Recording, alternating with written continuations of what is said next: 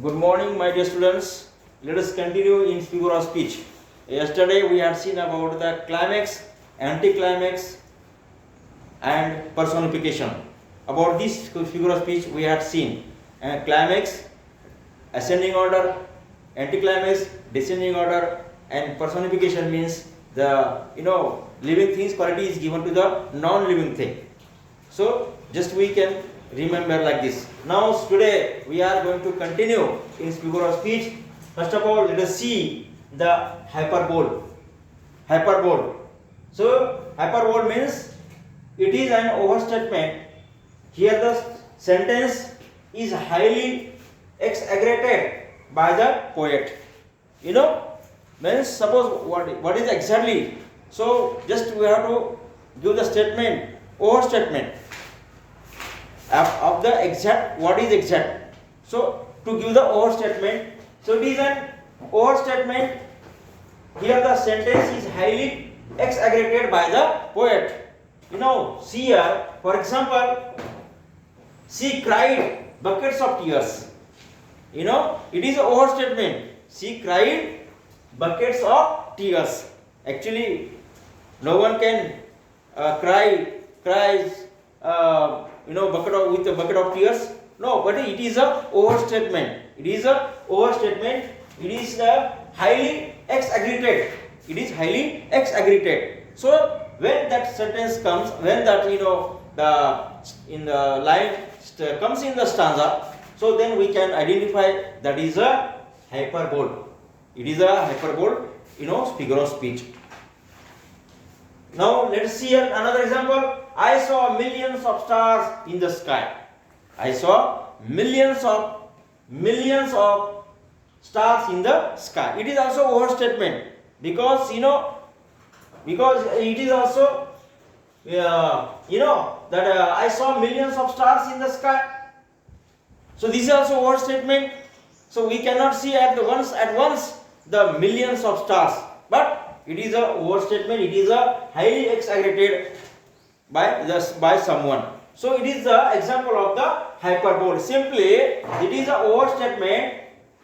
It is a overstatement, and that sentence is highly exaggerated by the poet. So then we can identify it is a the hyperbole, a figure of speech. Now let's see here number 2. Now today we are going to see pun. Pun, it is the use of a word in such a way that it is capable of more than one application. Means a word is used with two meanings by the poet. It is the use of a word in such a way that it is capable of more than one application. Means the same word is coming in the stanza for more meaning, for the two meanings, then we can identify it is a pun. Same word is coming for more meaning, then we can say it is a pun, figure of speech. For example, the life of a person depends on his liver. The life of a person depends on his liver. Another example is rest in the bottom lay. Rest in the bottom lay. So there is that word is the life is the life is used for the two meanings, because life depends on his liver. And rest in the bottom lay. So these are the examples of the pun. Now see here number 10. Onomatopoeia. It's very simple figure of speech. Words formed from sound are used. Some words come in the stanza, some words come in the poem, which express the sound of the objects. Then we can say it is a onomatopoeia. It is very simple figure of speech. Onomatopoeia means the words which express the sound of objects by objects, and these words come in the poem by the poet. So then we can say, so this is a onomatopoeia.